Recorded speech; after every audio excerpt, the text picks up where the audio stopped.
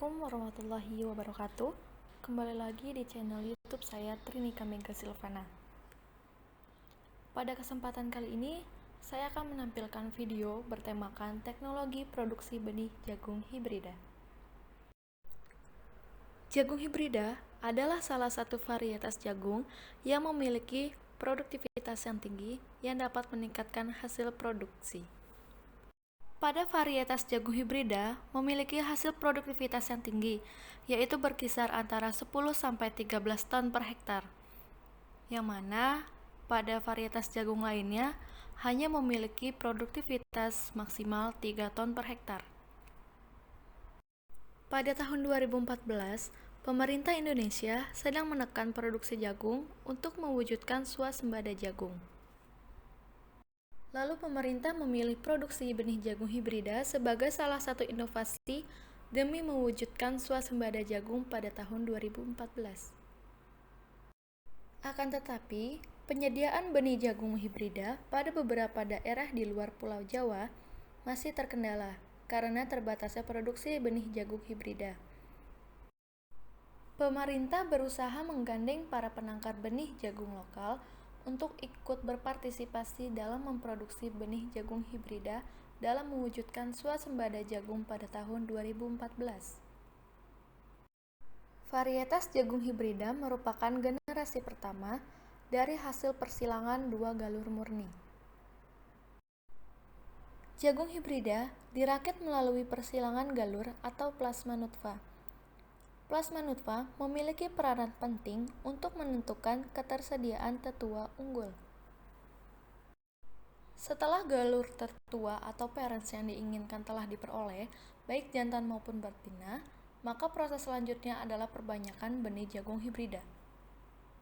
Untuk mendapatkan hasil yang maksimal dan kualitas yang unggul, jagung hibrida memiliki beberapa kriteria yang harus kita penuhi dalam penanaman jagung hibrida. Yang pertama ada syarat tumbuh. Jagung dapat ditanam pada lahan kering, lahan sawah basah, pasang surut dengan berbagai jenis tanah, pada berbagai tipe iklim dan ketinggian tempat. Tanah harus bertekstur ringan sampai sedang, persediaan air yang cukup, lahan tidak tergenang, ketinggian tempat kurang lebih 1000 meter di atas permukaan laut.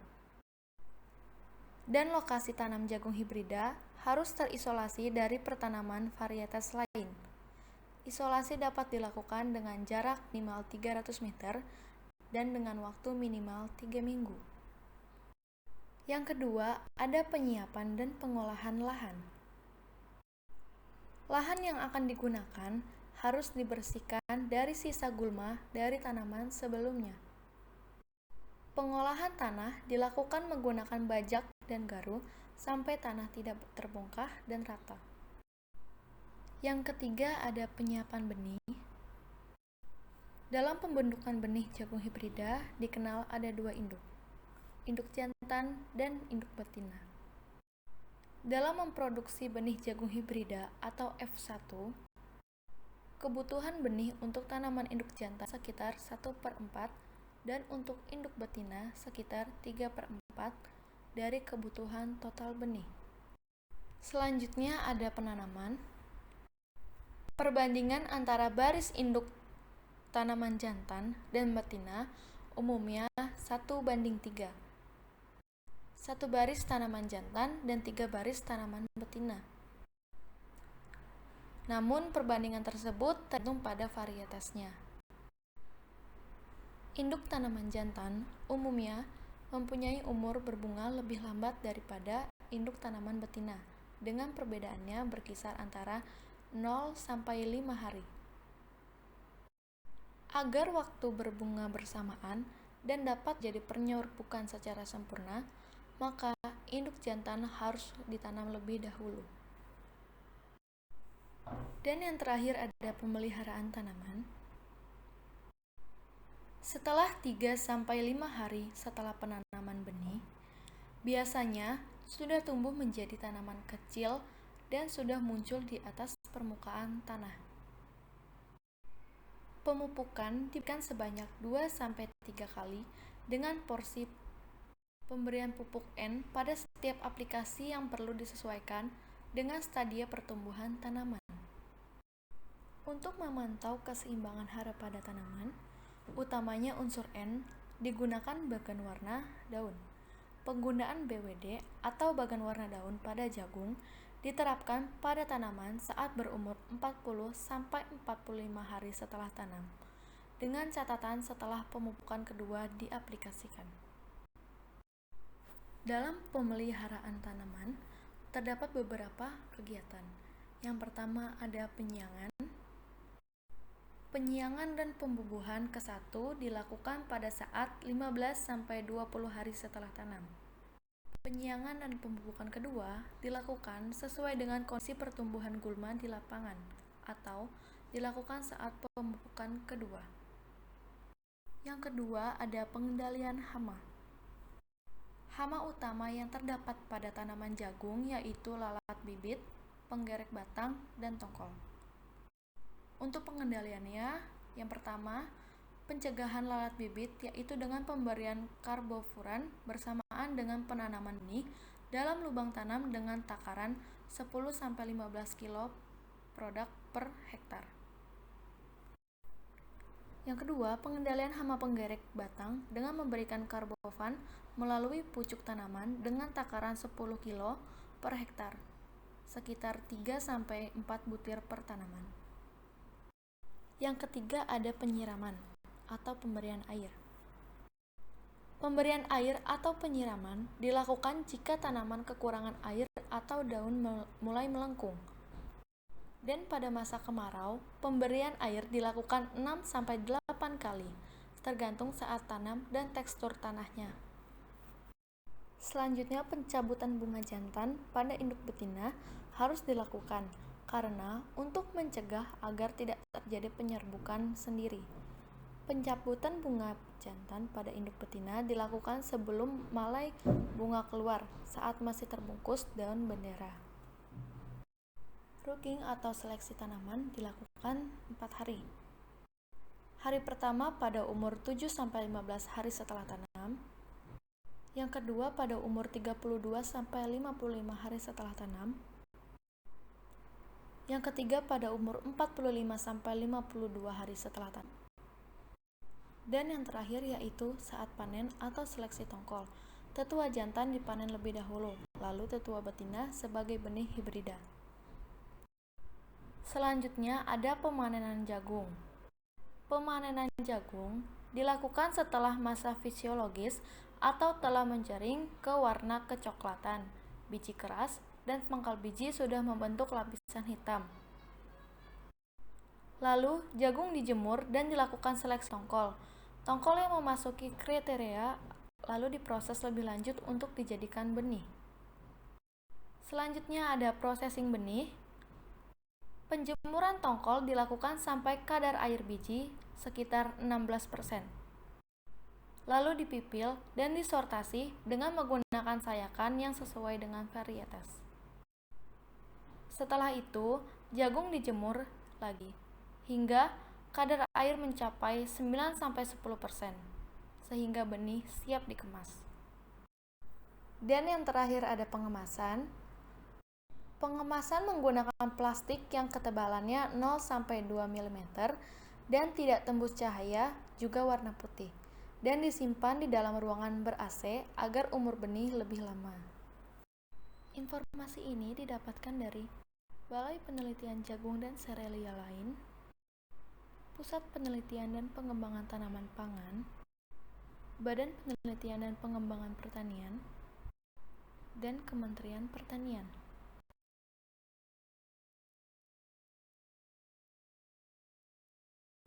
Benih non-hibrida, yaitu benih yang diproduksi, bukan merupakan hasil persilangan antara dua tetua, tetapi yang berfungsi sebagai benih hibrida berdasarkan hasil persilangan dua tetua. Hal yang penting untuk menjadi dasar bagaimana kita untuk produksi benih, yaitu faktor yang mempengaruhi dalam memproduksi benih, kemudian produksi benih tanaman pangan dan sayuran.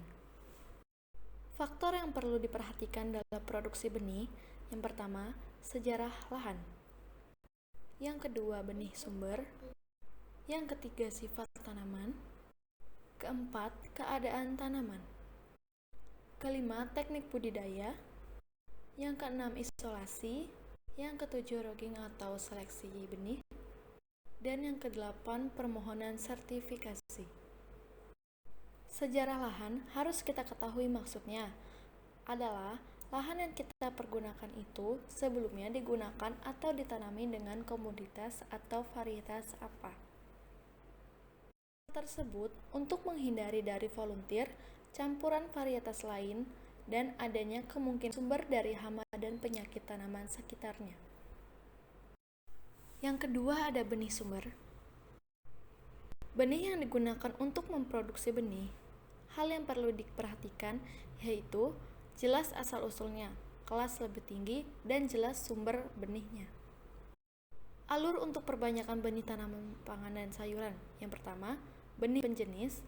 Yang kedua, benih dasar. Yang ketiga, benih pokok. Dan yang keempat, benih sebar. Sifat tanaman terkait dengan 3 faktor.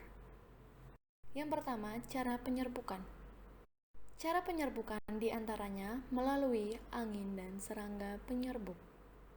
Yang kedua, kelainan pada bunga atau ketidaksesuaian secara fisik maupun genetik. Dan yang ketiga, lingkungan yang mempengaruhi pembungaan atau sesuai karakteristik tanaman. Selanjutnya, yang keempat, ada keadaan tanaman. Memproduksi benih harus dipilih dari tanaman induk. Yang dimaksud true to type harus dipilih dari tanaman yang sehat dan subur, serta produksi yang baik seperti aspek kualitas dan kuantitas. Lalu yang kelima, melakukan teknik budidaya. Pertama, melakukan budidaya optimum seperti pemupukan, irigasi, dan lingkungan pertumbuhan. Ditanam secara teratur dengan jarak tanam disarankan lebih lebar untuk mengefektifkan pemeliharaan. Rogging khusus untuk teknik budidaya untuk benih. Dan pemilihan waktu panen yang tepat saat masak fisiologis. Lalu yang keenam, ada isolasi. Isolasi berfungsi untuk menghindari penyerbukan silang dengan varietas lain. Isolasi terbagi menjadi 2, yaitu isolasi waktu dan isolasi jarak. Isolasi waktu adalah adanya jeda atau waktu pembungaan yang berbeda dengan tanaman tetangga. Sedangkan isolasi jarak yaitu adanya jarak atau sekat antar tanaman. Hal ini menghindari kemungkinan crossing pada saat penyerbukan. Jarak untuk isolasi jagung sekitar 300 meter dan padi 2 meter. Selanjutnya yang ketujuh, ada rogging. Cara spesifik atau khas dalam produksi benih. Dilakukannya rogging yaitu untuk menghasilkan benih yang murni dan bermutu dengan cara menghilangkan, memusnahkan, dan mencabut tanaman yang termasuk ke dalam volunteer atau tanaman sebelumnya, varietas lain, dan of the type, tanaman yang menyimpang.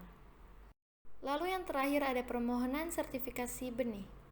Permohonan sertifikasi benih kepada BPSB atau Balai Pengawasan Sertifikasi Benih bertujuan untuk melegalkan atau penglebalan pada produksi benih yang bersertifikat dengan beberapa cara, yaitu konsultasi, menentukan varietas yang akan ditanam, pemilihan atau sumber benih yang akan ditanam, label benih sumber, pemilihan areal, dan pengajuan permohonan sertifikasi.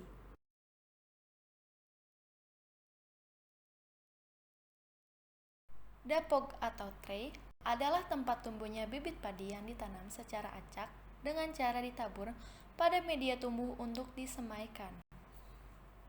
Persemaian dengan sistem dapog umumnya dilakukan apabila penanaman dengan menggunakan alat rice transplanter. Jenis alat dan bahan yang digunakan dalam pembibitan untuk persiapan tanah adalah saringan, scope, dan martil. Untuk pemilihan benih adalah benih, garam, telur 1 butir, dan ember. Untuk persemaian atau pembibitan dibutuhkan tray atau kotak semai, alat siram atau gembor, timbangan, karung plastik atau terpal, alat sowing, pupuk NPK, daun pisang atau jerami, dan paranet. Perlakuan benih perlu dilakukan sebelum benih disebar, agar pertumbuhan benih sehat, kuat, dan seragam, sehingga memenuhi kebutuhan benih persatuan luas tanam, sehingga sasaran peningkatan produksi tercapai secara optimum. Sebelum melakukan persemaian, seleksi benih sangat perlu dilakukan untuk memisahkan antar benih yang bernas dan benih yang hampa. Benih dengan berat jenis lebih tinggi mempunyai mutu fisiologis atau daya kecambah dan vigor yang lebih tinggi, serta pertumbuhan dipang yang lebih cepat dan seragam. Adapun tahapan seleksi benih. Yang pertama, larutkan 500 gram garam ke dalam 10 liter air. Yang kedua, masukkan 1 butir telur utuh. Yang ketiga, masukkan benih. Yang keempat, buang benih yang mengapung. Yang kelima, ambil benih yang tenggelam. Yang keenam, bilas benih dengan air sebanyak 2 kali. Dan yang ketujuh, rendam benih dalam air selama 2 hari. Persemaian dengan sistem dapok atau tray adalah merupakan tempat tumbuhnya bibit padi yang ditanam secara acak dengan cara ditabur pada media tumbuh untuk disemaikan. Ukuran dapok untuk mesin Jarwo transplanter mempunyai lebar sekitar 18,3 cm dan panjang sekitar 58 cm. Cara penyemaian dapok dapat dilakukan di lahan basah atau sawah, ataupun dapat juga dilakukan di pekarangan rumah. Kebutuhan benih per dapok persemaian adalah sekitar 90-100 gram. Tebal media tumbuh untuk persemaian yaitu 2-3 cm. Umur bibit yang dapat ditanam berkisar 15-20 hari setelah semai. Dan tinggi bibit yang disarankan mencapai 15-20 cm. Untuk lokasi tempat persemaian atau pembibitan bisa dilakukan di pekarangan rumah atau langsung dilakukan di sawah. Intinya, agar mudah diairi atau disiram, serta terbebas dari hewan ternak jika di pekarangan dan jauh dari sinar lampu, menghindari organisme pengganggu tanaman atau OPT. Jika pembibitan di pekarangan atau halaman rumah, bisa dibuat rak-rak dari bambu. Ketinggian rak disesuaikan dengan kondisi tempat. Setelah kita tentukan lokasi tempat, kemudian dapok atau tray yang telah diisi media ditata dengan hati-hati, selanjutnya disiram air sampai benar-benar basah. Sehingga pada saat dapok atau traynya diangkat, itu airnya akan menetes. Sedangkan apabila persemaian atau pembibitan dilakukan di lahan sawah, sebaiknya dibuat guludan atau bedengan setinggi 10 cm dengan lebar bedengan sekitar 150 cm untuk 2 dapok kanan dan kiri. Panjangnya disesuaikan dengan kebutuhan, kemudian diratakan sehingga datar. Untuk menabur benih pada dapok atau tray yang selain disebar langsung dengan menggunakan tangan, juga dapat dilakukan dengan menggunakan alat penabur benih atau seeder. Adapun tekniknya adalah: yang pertama, rel terbuat dari kayu ukuran 5x7 cm sebanyak 2 batang yang lurus dan dihaluskan, atau rel dari besi siku ukuran 4x4 cm sebanyak 2 batang. Yang kedua, atur dapok atau tray yang sudah diisi media. Yang ketiga, letakkan rel, pastikan tepi dapok sesuai dengan lebar alat, pastikan pada kondisi lurus dan berada di tengah. Yang keempat, atur lebar pengeluaran benih padi yang sebelumnya dilakukan kalibrasi.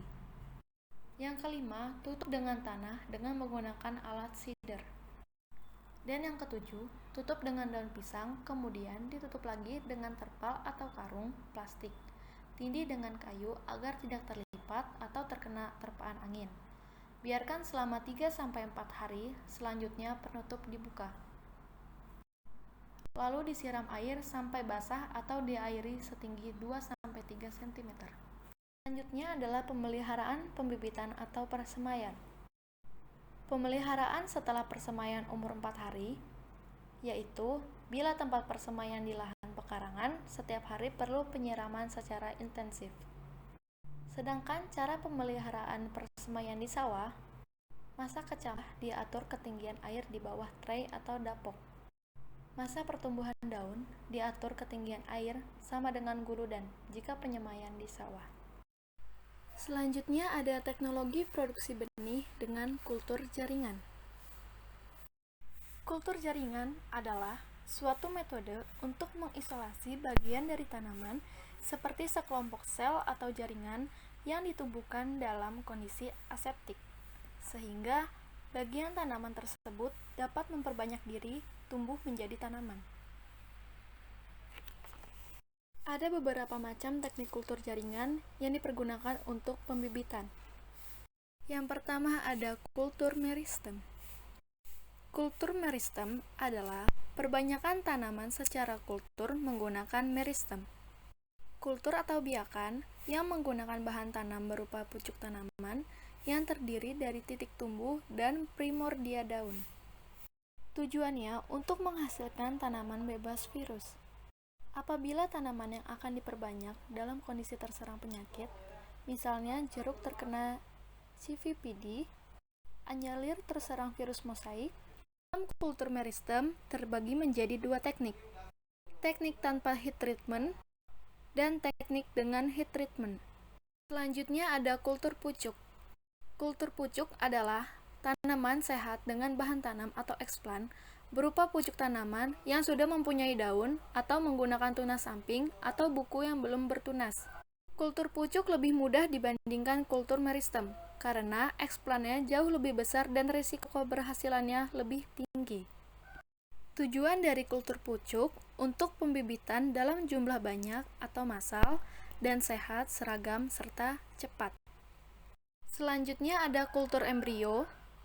Kultur embrio adalah kultur in vitro untuk menghasilkan bibit dengan bahan tanam berupa embrio zigotik atau hasil perkawinan jantan dan betina. Embrio yang digunakan adalah embrio yang sudah masak atau siap berkecambah. Alasan penggunaan embrio, bijinya tidak mempunyai endosperma atau kotiledon, atau tidak ada cadangan makanan bagi embrio untuk tumbuh atau berkecambang. Contoh tanaman yang diperbanyak dari embrio secara komersil adalah anggrek. Buah anggrek berisi 1.000-10.000 embrio, tapi tidak punya endosperma sehingga tidak bisa tumbuh pada media pakis atau organik lainnya. Pada pembibitan anggrek, buah dipecah dan dalam kondisi steril, biji ditabur dalam botol media agar sebagai pengganti endosperma. Dari setiap buah akan tumbuh ribuan kecambah yang selanjutnya tumbuh sebagai bibit tanaman anggrek. Dan yang terakhir ada kultur embriosomatik. Kultur embriosomatik adalah kultur tanaman dengan bahan tanam berupa bagian vegetatif tanaman dan dikembangkan menjadi embriosomatik. Embriosomatik adalah perkembangan dari satu sel somatik, bukan sel gamet, yang membelah dan berkembang menjadi embrio dan akhirnya menjadi tanaman. Industri bibit yang menggunakan embriosomatik secara massal adalah tanaman kakao, jeruk, anggrek, kelapa sawit. Kelebihan dari embriosomatik adalah bisa menghasilkan berjuta-juta bibit tanaman dalam waktu relatif singkat. Sedangkan kelemahannya adalah sering menghasilkan mutan bahkan sampai 50%. Kesulitan dalam melakukan seleksi fase dini sehingga apabila pada tanaman perkebunan terjadi kerugian pemeliharaan selama belum berbuah. Terima kasih telah menonton video ini sampai akhir. Semoga video ini dapat bermanfaat untuk teman-teman semua. Sampai jumpa di video-video selanjutnya. Sekian dari saya. Wassalamualaikum warahmatullahi wabarakatuh.